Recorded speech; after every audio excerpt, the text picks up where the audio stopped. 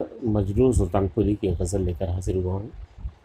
ہم ہیں متاع کوچہ و بازار کی طرح، اٹھتی ہے ہر نگاہ خریدار کی طرح۔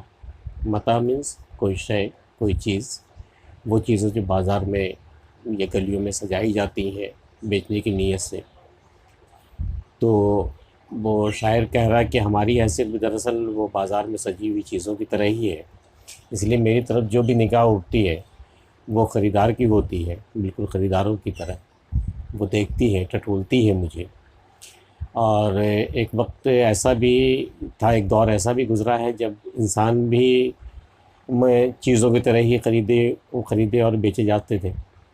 حضرت یوسف کا قصہ تو معلوم ہی ہے، مصر کی بازار میں انہیں بیچا گیا تھا بحیثیت غلام۔ تو شاید اسی کی طرف یہ اشارہ ہے کہ انسان کی زندگی جب غلام کی زندگی جب وہ جیتا ہے تو وہ بھی ایک شے بن جاتا ہے بازار میں بکنے اور خریدے جانے کے لیے۔ اور اس کوئے تشنگی میں بہت ہے کہ ایک جام، ہاتھ آ گیا ہے دولت بیدار کی طرح۔ اس کوئے تشنگی، اس تشنگی کے گلی میں، اس تشنگی کی جگہ میں بہت ہے، اگر ایک جام بھی میسر ہو جائے۔ اس کوئے تشنگی میں بہت ہے کہ ایک جام، ہاتھ آ گیا ہے دولت بیدار کی طرح۔ دولت بیدار کہتے ہیں وہ دولت جو اچانک مل جائے، ان ایکسپیکٹڈ، کہیں سے کوئی دولت آپ کے ہاتھ آ جائے جس کی کوئی امید نہیں تھی، جس کی آپ کو کوئی خبر بھی نہیں تھی، گمان بھی نہیں تھا، وہ دولت جیسے مل گئی۔ تو تشنگی کے عالم میں اگر ایک جام بھی میسر ہو جائے تو یہ ایسا ہی ہے جیسے کہ بن مانگے کہیں سے کوئی بڑی دولت آپ کے ہاتھ آ گئی ہو۔ تشنگی میں وہ اتنا ہی اہم ہو جاتا ہے۔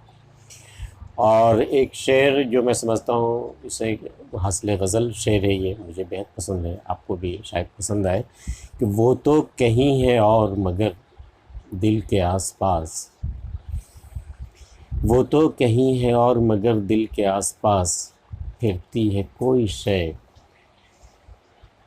نگاہ یار کی طرح۔ بہت ہی خوبصورت بالکل غزل کا شعر ہے یہ۔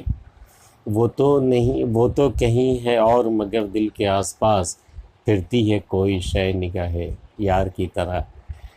نگاہ یار میں جب آپ ایک بار آ جاتے ہیں تو آپ تقریباً ہمیشہ اس کی زد میں رہتے ہیں، چاہے آپ اس کے سامنے ہوں یا آپ تنہا ہوں یا محفل میں ہوں یا گھر میں ہوں یا باہر ہوں یا بازار میں کام پہ ہوں یا بے کام ہو، جو بھی عالم ہو، وہ آپ کو ایسا گمان ہوتا ہے جیسے کہ آپ ہر وقت نگاہ یار کی زد میں آپ ہیں، کوئی ہے جو آپ کو دیکھ رہا ہے۔ ایون کہ آپ بازار میں کچھ خریداری کر رہے ہوں اور یہ فیصلہ نہیں کر پا رہے ہوں دو چیزوں کے بیچ میں کس میں سے کس کا انتخاب کیا جائے، تو ایسا لگتا ہے جیسے کوئی تیسری آنکھ دیکھ رہی ہے اور وہ بتا رہی ہے کہ نہیں یہ بہتر ہے، یہ لے لیا جائے۔ وہ بھی نگاہ یار کا ہی کرشمہ ہے۔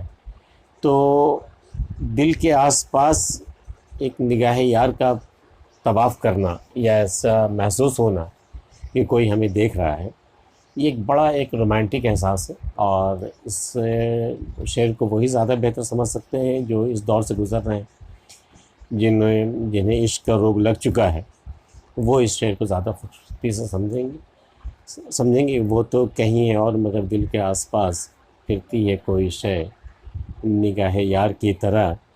سیدھی ہے راہ شوق پہ یوں ہی کہیں کہیں، پھر سیدھی ہے راہ شوق پر یوں ہی کہیں کہیں، خم ہو گئی ہے یہ سوئے دلدار کی طرح۔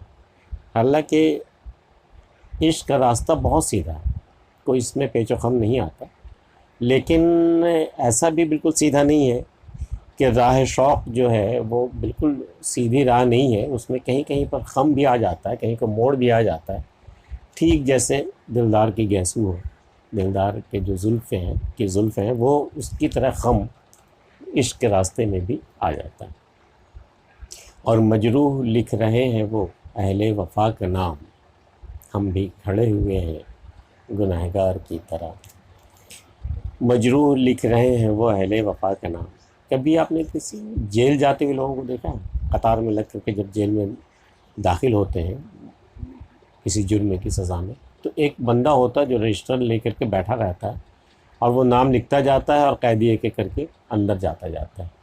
یہاں بھی سین کم و بیش وہی ہے کہ کوئی شخص ہے جو اہل وفا کا نام لکھ رہے ہیں، ان کے نام جنہوں نے محبت کی ہے، مجروح بھی اسی قطار میں کھڑے ہوئے ہیں، لیکن ایک عاشق کی طرح نہیں بلکہ ایک گناہ گار کی طرح، جیسے انہوں نے محبت نہ کی ہو بلکہ کوئی گناہ کر دیے اور جس کی سزا اب انہیں ملنی ہے، اور یہ قید کیے جا رہے ہیں اور ان کے بھی نام لکھے جا رہے ہیں، ان کا بھی نام آئے گا جب سزا کی باری آئے گی تو، اور انہیں یہ بھی سزا کے حقدار ہوں گے۔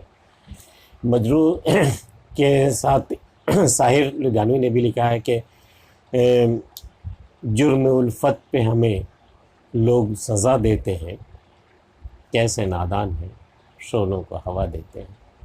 اب آپ یہ بتائیں کہ شعلوں کو ہوا دینے سے وہ شعلے بجھ جائیں گے یا اور بھڑک جائیں گے؟